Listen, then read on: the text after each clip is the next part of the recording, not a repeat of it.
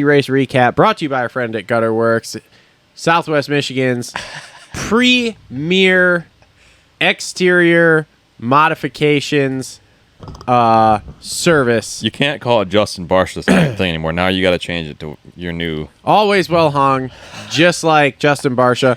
And as I found out this weekend by accident, Jason Anderson. Oh, man. I don't know, man. There goes the neighborhood. Cole will talk about that the entire Supercross season, guaranteed now. If Cole would have been there, Cole would have taken a picture of it. I don't doubt that one bit. And he would have done a side by side by them, by each other, and been like, who's bigger?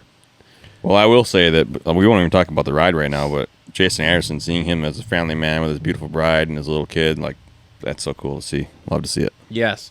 Okay, so actually, before we jump into the 450s here, though, I want to do the Abide Moto Ironman recap notes here. Good. I don't know what that means, but good. He's a dude on Instagram. He's fucking hilarious. I love it. So let me just do his race recap notes here. So number 1, sushi is back on the menu. Boy. Okay. Wow. We'll get to that in the 250 class.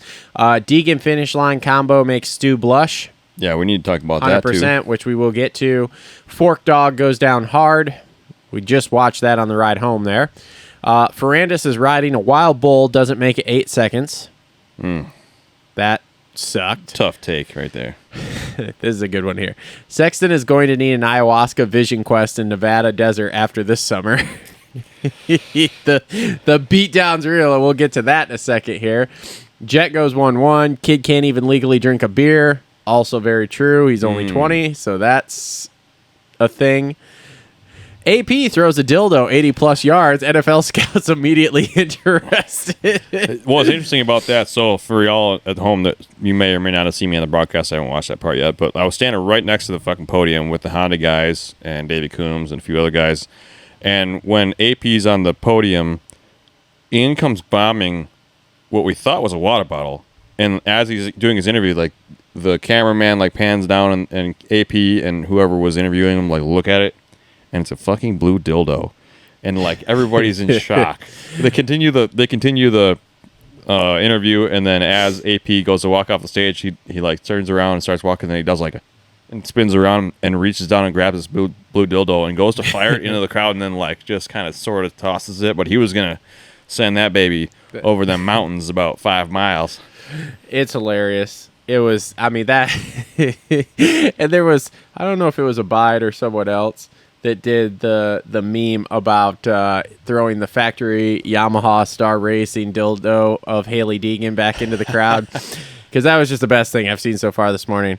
And then the last note here, he says, time for the gimmick, and he's air quoting, playoffs. Let's see how stupid these things are. I think Not my words. Not my words. I don't know. The playoffs are great, and there's nothing better we could be doing than more races. Oh, boy. Well, we got... I'm positive. Nope. Shut up, Tom. I'm positive on this. Well, I'll say, since we're talking 32 races. You know what? Let's make it 35 next year. Well, This is what we need more racing. I love more racing. There's nothing I love than more racing. I'm sure the guys want to race more. We need more racing. And the more racing we're getting this year, this is just amazing. Well, I'm, as a non-rider fan now, fuck yeah, but... When I talked to Hunter yesterday, he told me we need more racing.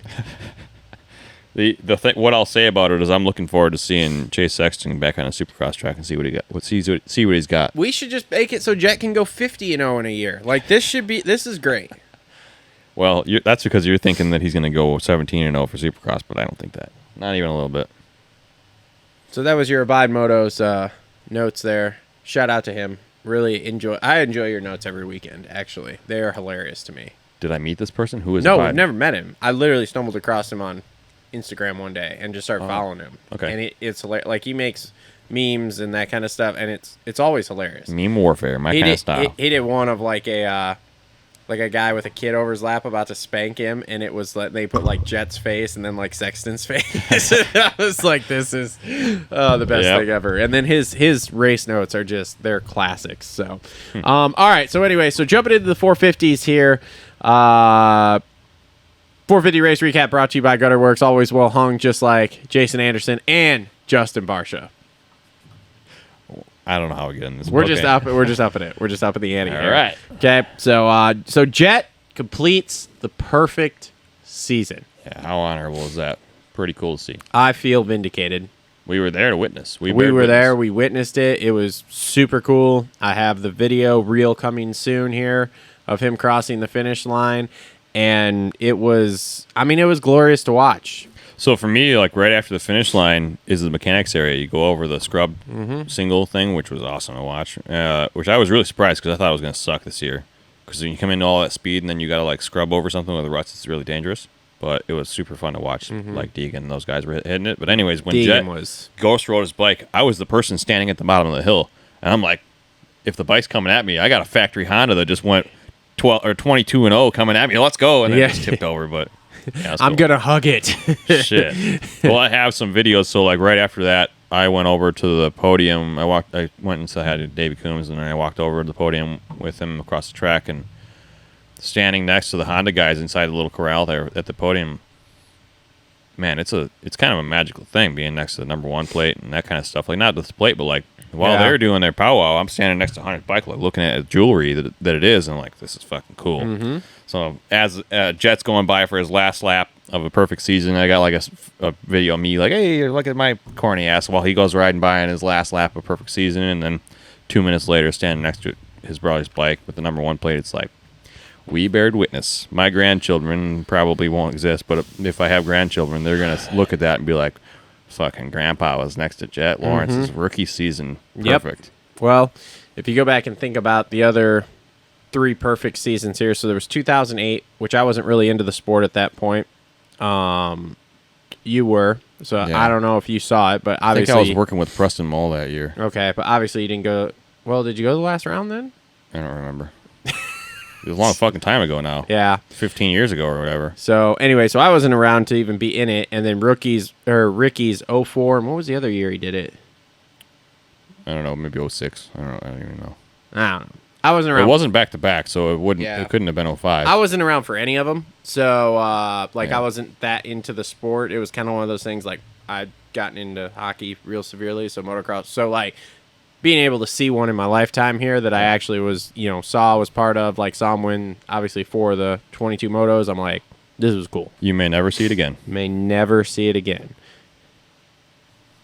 Until January when we start Supercross and we see the first ever 17-0 Supercross season, because, God, that's going to be fucking glorious. Well, this is a great time to bring up. We need to put a wager on it then. I'm going to be vindicated on this. I would Much like outdoors. Yeah. Well, it's hard to put money against him winning the championship, but I'd definitely put whatever you want against him going perfect season. There's no fucking chance. Man, it's going to be glorious. I like the Lawrences, but there ain't no fucking chance he's going perfect season in Supercross. I don't know. I got to think about this a little bit more here. Okay. I got to do some studying. We got to make it a juicy bet too, not just $20 or something. Like even a bottle of whiskey's fine, but like this isn't a small bet. $1 billion. I don't remember. Yeah, with the piggy. Yeah, right. So, no, but yeah, 20. I mean, there's not a lot to say. We've broke down everything. He was picture perfect. I mean, he was doing stuff there. When you went around the start, you did that 90 right, and then that tight 180 left, and then when you came into that next 90 left, he was jumping that inside braking bump. I've seen it on Instagram this morning. He and Deegan are the only 2 people I saw. Up over the inside roller and just butter. Like, it's really hard to do that. Even Deegan wasn't doing it as clean. Like, Deegan did it, but it wasn't clean like Jet. Clearing it was one thing, but the challenge as a rider is, like, if you can bunny hop a braking bump and get over it, okay. Yeah. But you're landing in a corner when the corner has already been turning. Like I said, it was fucking hard to do. It was money, dude. I watched that so many times. The other thing I watched, in that back section there, that long rhythm lane that goes under the bridge there. Oh, yeah. Did you see the video of him casing the top of it and just like, and just kept going? Like, not case and like, oh shit. Like, just cased it like it wasn't even there. So it's when on the track after you come from the back side to the front side. When you go under the bridge. You go under the bridge, the man bridge. Yeah. And then there's like a 5-pack and then a little weird double and then another. Yeah, it's like a checkup. It's like a 5-pack, then a checkup jump, and then a. Yeah, they built the last double like way up, way bigger. Than way it too used short to be. for that much speed too. But yeah. What you and I were talking about before the race is that I thought that they were going to go and get up and wheel tap off the top one and land in the pocket and then hit the next jump. and nobody did that. But No. this is the closest you could get doing that, where you Yeah. kind of like clank and then you go off of that. Yeah, which was wild. I mean, if you want to know why he went 22-0, you watch his bike handle that, and you just go, "Oh, okay."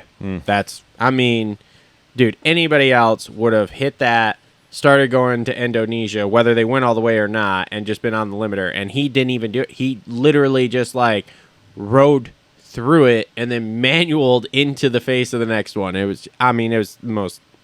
I'm Like a speechless BMX over it. bike. Yeah, I'm speechless over it, dude. It was great to see 22-0, and now we're done talking about that. We'll see if he can go 3-0. So the thing is that you like when we watched Ricky and James in their era, like when they won, it's like good fucking luck beating them because they looked like kind of similar to Deegan right now, where he's hitting this finish line thing we're going to talk about later. When Ricky was that era, he would be like, here's the jump. He would jump to like fucking out here. He's just nobody's going to beat him. Yeah. Right? I never have thought that with Jet. Not even once. No. Like, he's very, very, very good, and he's so fast, but he makes it look easy. This is why I think so many people, especially like Justin, who grew up in the Ricky and Stu era there, it confused them. And they were like, Yeah. oh, there's no way he's going to do it. No, he doesn't care. He doesn't have that domination bug in him of like, I'm going to destroy you and your feelings all at once. But Yeah, he just beats you really good. but he's like, but I'm going to win. Tiptoeing around. Yep. Yeah. It was really incredible. impressive to watch, but Fucking incredible. kind of confusing still, honestly. As a tactician, I look at the mechanics of how you do these actions of the race, it doesn't really add up for me. He's just that good at everything. He's going to just destroy everyone. I can't wait for the bet. When You're he's- going to be hitting this panic button right here. When he's talking, I mean, think about it. Think about it. At what point have you ever heard outside the only person who's done this? The only person who's done this was Stu. What? At what point have you heard someone in the premier class say, "I knew he was catching me, so I slowed down so I would be rested when he did it"? Filippo, When did he say that? Townley. Oh, okay. Fair. But very, very rare. It's not normal. I was going to say, okay, so there's been two people who have Dude, done those it. guys went in the RV and I Ben remember Townley because era. I've Dude, gone back and watched so stuff. good. Yeah. That must have been like 07. Yeah. 07, they were battling it. So badass. Was it 07 or was it 08? It might have been 08. Could have been. I think it was actually, it might have been 08 because I think it was the year Stu went perfect because I've watched that Great Outdoors multiple times and they talked about. The all Kawasaki show. Right Yes. Yes. Speaking of Kawasaki, we're going to get to that later. Boy, Yeah. it's nice to see them back on top. Yeah. So, but I don't know. There's a lot of race wins coming here, buddy. 3 more before the year's over. Maybe 4 because he's going to win. That. We'll see. I want to see what Paris Supercross is like. Because he's racing Paris Supercross. Really? Mm-hmm. Both of them? Oh, yeah, I think so. I think Webb's going too. Good. So this will be. I want to see. fun. I want to see a really pissed off Cooper Webb. Well, you're going to see him in 2 weeks too. Yeah, like a saber-toothed tiger. Yeah. And then when Jet just destroys that, like, how's that going to be? Like, Yeah, we'll see about you that. think he can mentally break him too? No. You ain't getting a Cooper Webb. Has he mentally broke Chase yet? I don't think so. Okay. I think that Chase is still on his way up. And they're both so young. Mm-hmm. And I think Cooper Webb, you're not going to get to him mentally wise, but I think that you're just going to. Truthfully, if he's not a saber-toothed tiger, it's because he's on his way out, not because you're beating him and he's submitting. Yeah, okay. Anyway, so Sexton goes 2-2 for second. He wanted it bad yesterday, buddy. He looked great. He was. I made the comment. I kept it a little more PG. Isaac from the West Coast guy. Gonzalez? I was texting me. Shout out to that kid. Yep. He's real nice. I just started talking to him. I don't know Did who you? he is. Yeah. So he texted me in the morning. He's like, "Well, what do you think? You think Chase is gonna get him?" And I said, "Chase is here to fuck." Is he a kid or a guy? I don't know. Well, he's a dude. He's a dude. Like I kept it more PG. I said Chase is here to party or something like that. But in my mind, I was saying Chase showed up to fuck yesterday. Yeah. Now he got fucked because Jet was like, no, that's not how this works. Yeah. But he, in practice, he was there to rip. Yeah. So So in the mechanics area, I was doing, obviously, as you guys know, I was Kevin Moran is mechanic for the day with him and his dad Frank, who's the fucking nicest guy ever. But anyways, Me and Frank share Chips Ahoy every time we're together, baby. yeah, he's a real good guy. We break fucking bread, dog. But anyway, so I'm in the mechanics area, and there's 2 Suzuki guys, then Jay Shan, who is CNC Rulo's mechanic, then me, then I don't remember Anderson's mechanic's name, but then there's Zimmy, who's Sexton's mechanic, and then Christian, who is Jet's mechanic, all like in a row there. So like Kevin's a little ways behind, so I'm kind of like, as I'm doing my pit board and checking this shit, I gotta see, kind of seeing what they're doing too, and what the 2 Honda guys would put on the board would just be their 2 lap times for both of them. So it would be the rider's lap time on top and the other person's lap time below, and it was really interesting to see because like they're teammates and they're all good friends, but they're competing too, right? So it was fun, and they get all fired up like as you would. Like Kevin's a friend of ours, and like I like I'm involved in helping him, but like we don't have that bond, so to say. But when you're that deep, in a championship hunt, your mechanic is like ready to bleed for you straight up. So to see them like the mechanics, the competitors in there, it's it's cool. And like I don't know Zimmy at all, but like many years ago we were supposed to be on a team together, and I actually didn't really like the guy back then, but he's nothing wrong with him now. Good for you, but to see him compete like that, you'll love to see it because it's a very rare thing that you get to experience, let alone in life, but just in our sport in general. Only a handful of guys get that experience, right? So fuck yeah, let's go. Yep. All right, so AP goes 5-3 for third. That was what I told our friends from Alabama at the bar on Friday night. Yeah, podium. That wife loved Chad Reed. Oh yeah. I wonder if she saw him yesterday. I wish she would have, because she was ready to see him. Yeah. So anyway, shout out to our Alabama friends. I don't remember the names, but they're cool. Blanking on it too. We're terrible. He's gonna listen to this and comment and be like, "It was whatever." Well, I blame it on the alcohol. Yeah, what was it? The tequila shots we did with them. I don't remember. I need that tequila shot either. Ladies and gentlemen, if you do tequila shots, never do them warm. Always chill them. Never. Any shot, really. Kids home, sorry to your moms watching this, but future reference. Don't do warm shots. It's gross. No. But anyway, so AP goes 5-3. Dude, just the life of the party there in Indiana. They went. Those people love him. So I'm standing at the podium after the perfect season stuff, and then they brought up AP, and he's a local boy, right? Well, the crowd's going nuts for the Lawrence brothers, but then they go crazy for AP, who got third. They went crazy for him on the parade. It was lap. awesome. Like it was a thing. So, love to see it. They go that way for Deegan too, and it's like he's brand new. And what's this gonna grow to? Yeah. So I think that's a good round out of the year for AP. There, we'll see what he does in these SMX races, but he definitely came full circle and made some good gains. Allegedly, their bikes improved a lot. I don't know nothing about it, but allegedly. We'll see. Let's see what these super motocross races look like. Well, what you make for example, the forks is allegedly one of the problems they have, right? Well, if you've made your forks better for motocross, well, then you're going to a totally different discipline. Like your suspension, for you guys that don't ride at home, like Supercross and outdoor suspension are totally different. It's like a mountain bike and a BMX bike. That's how different they are. So like, okay, if you made it better for outdoors, well, what happens when you go indoors, right? I don't know, man. We're going to find out. They probably have test riders already doing that. Yeah. All right. Jason Anderson goes 4-4 for fourth. He was ripping yesterday. He looked awesome. Yeah. So there's like a flow to the track a lot of times, right? So like he was one of the guys that he and AP both, rather than like going like this over the braking bumps, they like make the bike real light, and the bike does the work, but they like almost are just floating over top of it. And when they would go by, you're like, it was visually noticeable. It was really cool to see. Yeah, he looked super good yesterday. Every time I was watching him, he was ripping. So he was one of those guys that would scrub that hill right before the mechanics area so damn hard. That was like, maybe tone it back, bro. Like, super fun. Like you watch some of those guys, and this is something that like happened last year too that I watched. So like Sexton and Eli battling there last year. Both those guys, they slam that hill, dude. Like they're not nice on it. They are literally trying to drive the bike through the pocket of that fucking hill. Yeah. Then you get guys like Jet. Nope. He's just like whoop, it's completely different. Like standing there watching it, because I stand there a lot by the tower and watch these races there because it's in the shade and usually it's a gazillion degrees, much like it was yesterday.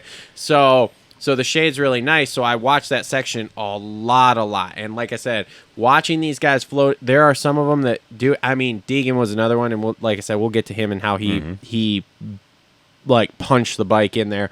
But then you get guys like Jet, and it's like he doesn't even scrub it that hard. It's crazy. Like he's not flat. He's literally there's like a little like bike motion to it, but it's not anything like some of these guys. Ando is one of those guys that like slams it in there and is like whoop over it. So an interesting thing about that, I didn't get to see the 450s from that side because obviously I'm on the bottom of that hill. But they were a lot of times land way off to the left, and like you gotta be like, don't hit me. But the 250s I did watch.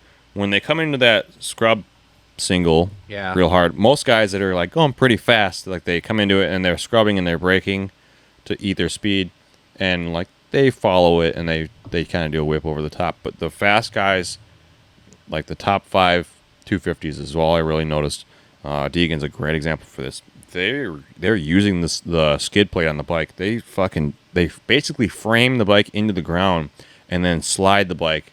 So you see the scrub lines, but they're really framing. The reason that there's only a rut on the outside isn't just because they're scrubbing it, because they're destroying the inside of that line with the skid plate. They're mashing the bike into the dirt to eat that momentum. Because when you're coming into it, especially going right, you can't fucking push the brake when you're leaning the bike to the right. So it's really interesting. The little details like that, the mechanics of it are super cool to watch. Yeah, so guys like Deegan and Barsha there that are like laying the bike flat and stuff. I noticed this with Barsha in the 450 Moto when I was watching it. About halfway up that face, he's not even on the tires anymore. It's literally like the skid plate, like you said, and like the side of the bike as he's like scrubbing it over, because the tires are just like floating up. I guess you'd call it the cushion of the rut going up the face of. I mean, it's the most insane thing to watch and be like, I don't even understand how the mechanics, the physics work. That's an interesting thing you just brought up. Because when you come up, so like if you think about, like I'm not really good at getting a good visual here for the fans, but let's say this is the rut. When you come at it like you're in the pocket of the rut, your bike follows the rut. But when you're here, like it might maybe catch the end of the rut, maybe. Like you want it to slide. You don't want it to be like cornering a rut kind of thing, right? Yep. Cool to watch. Very unusual to see, but fun to watch for sure. And like I said, and not everybody does it, because like you watch like Barsha Anderson, them that really throw the bike flat, a lot of bike and body English, like it's completely different than like when Jet goes in there. Yeah. Completely different. So the dirt there was really good there yesterday. Most of the dirt on the track was really good. There was a couple spots that didn't water. Dylan Ferrandis has got something to say about that, but otherwise it was pretty damn good. Yep. AC goes 6.6 for 5th. Great. Yeah. That's, top 5, whatever, but he is tied with everybody else here for the most races completed this year, as they said on the broadcast. So he's pumped on that, which is the same thing we've been saying, which is just finish all the laps. Yeah, he looked great, and he's improving. Yep. Honestly, like, I don't know, this whole arm nerve thing is, who knows what it actually is going on, but I still feel like he's improving, honestly. He is. Oh, yeah. It's, if the arm gets better, he's going to show up to fuck again, okay? Yeah, like especially with he Nicholas did Way. rookie year. Yep. He's going to show up, and that speed will start to show back up. Right now, he's still, it's better. They said it's better. I mean, top 5 in the 450 class is pretty fucking good. But. Yeah, with one arm. So, because, I mean, if I chop off your arm, like, okay, good luck. You know? Right. So, anyway. All right. Garrett Marchbanks, 7.8 for 6th. Good ride. Rides that 450 kind of like a 250. Like, he likes it better, but, like, I noticed with him and Phil, like, they're on the limiter a lot. Oh. Like, a lot. At least a lot more compared to, say, everyone else. You know, Jet's, like, obviously a bad example because Jet's, like, so far in the other direction. But compared to, like, Chase and them, it's things like this that you see when you're at the races and, like, pick up on. Because you just, like, especially, like, that section, like I said, where they go finish line and then, you know, the checkup and then the scrub jump. It's, like, you really see, like, okay, like, who's on the limiter. And it's, like, you watch Jet, and Jet's just coasting, so whatever. But then you watch, like, Chase, and he's like, bruh, brup, and then you hear like Marchbanks come over, and he's like, brup, brup, brup, brup, brup, brup. And it's like, okay, yeah, dude, maybe we should just like chill a little bit more. Like, great rider. I mean, it great sounds ride. sounds nice, right? But Sounds cool. when you're trying to chase those guys, you're Yeah. like squeeze every inch out of that throttle cable you can, you know. Well, I don't know. Jet went 22-0 and didn't go past quarter throttle, so I mean, maybe we should have some conversations about what riding really is. You know what I'm saying? I don't know. Ask Justin Barsha, who's throwing one-leggers every lap. Yeah. Love to see it. He also didn't beat what's it called all year. Yeah, he had a rough day yesterday. Yeah, but we'll get to that. But great ride for Marchbanks, 7-8 for 6th. I mean, this is he's in my opinion here. If he continues to do things like this, he's just a solid secondary 450 rider for some team. Yeah, he's what Kyle Chisholm used to be. Yeah. Mm-hmm. Yep. Kyle Chisholm's kind of like the third rate now, but he's been Well, there forever Chiz is and 40 he's years old, dude. reliable. Yep. Easy, Yep. So, speaking of Barsha, he goes 11-5 for 7th. Wasn't he down in the first moto? I don't remember. I don't remember if it was. It wasn't the first corner, but it was not that far past that. Yeah. Right? So Yeah. came from way fucking back. Yeah, bit of a rough day. He was riding okay. Everything I saw from him, like there wasn't anything crazy that he like wasn't doing or anything. He just When you start in 30s, something. yeah, it just makes it tricky. So Took him half the moto to get by Kevin. yeah, it did. That first moto, he didn't move up fast because that was how I was tracking Kev too. Like, and even when he got around Kev, like he wasn't getting around everybody else really quickly either. So Maybe the 100 degrees has something to do with all that stuff. oh, that could be. He might have been. I wonder. I don't remember when it was. Never mind. I'm out. All right. I had a thought, and it's irrelevant now. So anyway, Dylan Wright, Canada's own, goes 8-9 for 8th. So that's cool. His pretty good. chain didn't come off this week and shatter his cases, so big plus there. He got to pit off the side of the Honda truck, so that's kind of cool. Anytime you get to do that, so especially on a day like that, he gets a taste of that. Yep. So there's a huge thing about having. So as a racer or any professional potential person, there's an old saying from Dan Pena: success leaves clues. Mm-hmm. Right. So when you're around on a day when there's 2 number 1 plates and everything's going your way in Honda, you want to be, if you're trying to be that person, you want to be as close as you can. Mm-hmm. Right. So to have that opportunity is good for him. Yeah.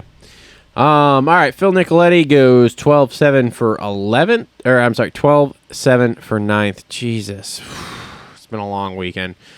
Phil goes 12-7 for 9th. Phil looked fine. I don't want to keep shitting on the guy, but whatever. 69 in, baby. Yawn. Wine, dine, and 69. So Nothing against the guy. He fucking did pretty good, but, whatever. Harry Koulis from Estonia goes 9-12 for 10th. So that's cool. Dylan Ferrandis. First moto, Dylan Danger Zone was back. He went 3rd. Second moto, big old nose pick in that 3rd corner there, and DNFs.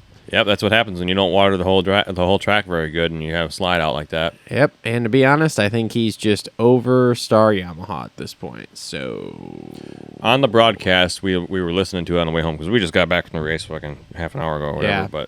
But they mentioned that his agent claims they have something for next in the year. works. Yeah, and I hope so. I really hope so. Me too.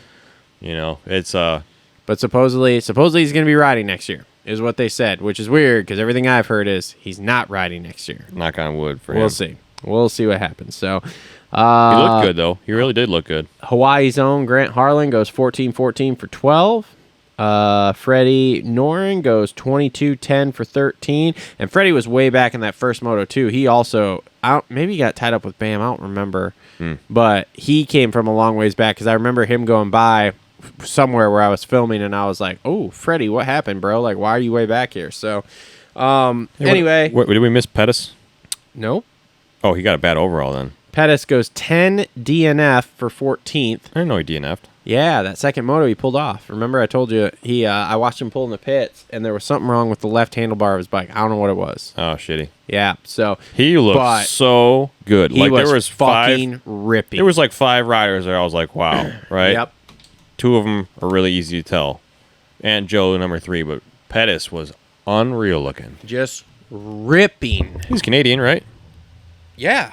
Yeah. Oh, I yeah. was really impressed because being a Michigan man, I see a lot of the Canadian stuff, and I mean, I thought he was a good rider, but I thought he was just another good rider. Yeah. When he's going by it, I'm like, fuck, this guy's fast. He was on a fucking mission in practice. Yeah. I mean, we both came back and you were like, dude, you see Pettis? I was like, yeah. Because I had to be like, who the hell is this 3-digit dude on a Red Bull KTM? Dude, it was impressive. And that first moto, he was... It's like our boy Jace from Gypsy Tales says, those boys showed up to fuck. And he showed up yesterday to fuck. And he did, too. Top 10 in that first moto all day long, man. Most of the time when you're at a national, especially in the 450 class, as guys go by, like, oh, yeah, there goes that guy. Zoom, zoom, zoom. And you're like, yeah, they kind of are similar. Yeah. And then sometimes you have a standout guy where you're like, you get a little head turn, like, whoa. I had like 10 of them when that guy went by. Even in the mechanics area, it was real rough and ruddy in front of the mechanics area, and a lot of guys were like right on the edge of the track, just barely missing my fucking pit board and stuff. Dude, he would just pop a wheelie and ride through it or whatever. He was flying. Oh, yeah. Every time I'm like, damn. And once I really realized who it was, I'm like, oh, okay, cool. Mm-hmm. I was surprised. Yeah, there was him and there was Jay Wilson in practice that I was like, man, those guys are ripping. And then he was going really fast, and Jay Wilson, I realized, just looked like he was going really fast. Yeah, he was. He didn't show up for the motos, right? No, I don't know what happened there. Jose Boutron goes DNF 11. He had bike troubles that first moto. Jeremy Hand goes 16-16 for 16th. Boutron looked like he was having an ailment on the second moto gate, because he was like, you when you got kind of an injury, you're trying to like stretch out and stuff, and you're laboring it and stuff. I was standing right fucking next to the guy, and he's doing all his weird stretches. I'm like, you all right, dude? He's fucking tight, man. Yeah. And he has his weird accent. I'm like, let it rip, dude. Yeah. You all right, man? I'm tight, bro. I'm so tight. So, all right. Let's see here. Where were we? Shane McElrath, aka Johnny Shanes. shows up, goes 25-13 for 17th. God, that's rough. It's rough when you show up and you don't get any points in a moto. Like Kev had it second moto yesterday. Shane had it first moto yesterday. Poor what's his nuts there? Colt Nichols shows up, gets 0 points. Think he broke his hand or something, or finger or something. I hope he's all right, but otherwise, I mean. Yeah, so anyway, Steven Rabuni from France goes 13 DNF for 18th. Bryce Shelley, rookie out of Loretta's here, shows up and goes 15-20 for 19th. Points. Yep, and Roman Pope shows up and goes DNF 15 for 20th. And that's basically the top 20 there. Shout out to Jace Kessler, goes 18-24 for 24th. Points. Let's see here. Anybody else from Michigan? Nope. And like I said, Colt Nichols shows up, gets 0 points, goes 37 DNF. Rough fucking day. His last go on a Kawasaki. His last go on a Japanese bike. Because he's beta. He might ride the Kawasaki for SMX, yeah, and he's still hand. Contracted for whatever it is, Rick Ware or MDK, whoever it is he's riding for World Supercross. So whenever we get back to rounds of that, he'll be on whatever bike that is, I think. Well, so much for what the fuck I'm talking about. So that's been your 450 race recap, brought to you by our friends at Gutterworks. Make sure to check them out for all your exterior needs. They're always well hung. Just like Justin Barsha, Jason Anderson. So.